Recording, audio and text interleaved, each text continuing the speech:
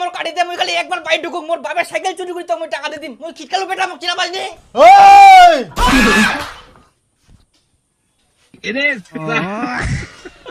মোর বেটা বলে না হাই, এটা তো মোরে পাঠা খান। ওই তুই না কি করে আসলো? মুই আসিয়াম কি করিবে আসিয়াম গাড়িত। মুই মুই বাড়িত গিয়ে মোক কেউ চিনা পাইনি, কে মোক ভিখারি মনে করে। মুই যে চুল দাইলা কাটি মুখের পয়সা নাই, কাটিও দিবা চাইনি। আচ্ছা দে, ইয়ার চুল দাড়িলা কাটি দে তো, মুই পয়সা দিই। মোর কি হয়া চুল দাড়ি কাটা? হ্যাঁ তোর হয়ে গেলে তাহলে মোক ফটাফট কাটি দাও, মোর আর সুযোগ হইনি কে। মুখ তো উঠিবা দিব নাকি? বস। তুই এতদিন বাইরের রাজ্যে কাজ করে আসিলু, আর তোর টিনা সামান্য চুল দাড়ি কাটার টাকা নাই, ভিখারির মতো গোটা গ্রামটা ঘুরে বেড়াইস। টাকালা ছে ব্যাংক থই দিয়াম। তোমরা তো ব্যাংকের অ্যাকাউন্টে খোলাননি। खत्म, बाय बाय, टाटा। তোমরা কি বেটা বাড়ি ঢুকপা দিবেন না ইন্নাই ক্যাচাল করবেন?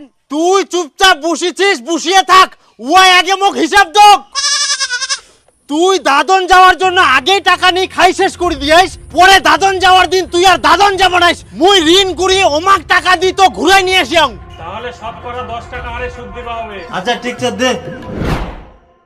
তারপর সেই টাকা নিয়ে তুই দাদন চলে গেল। সব ক্লিয়ার করে দিয়া তা? হ্যাঁ। কি দেখেন মুই দাদন যাম, চলো। আর এতদিন কাজ করি তুই বাড়িতে একটু টাকাও আনিল নি, লাস্টে চুল দাড়ি কাটারও টাকা নাই।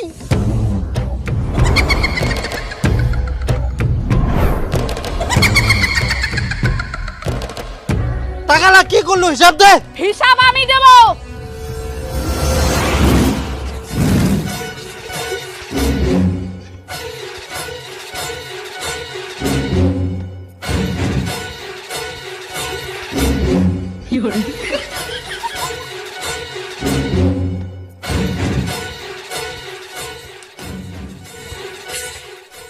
ও কাজ ছাড়া পালাই আসছে।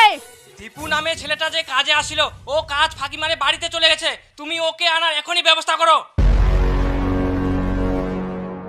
যতদিন ছিল কাজের থেকে ফাঁকি দিয়েছে বেশি, টাকা নিয়ে বসে বসে খেয়েছে।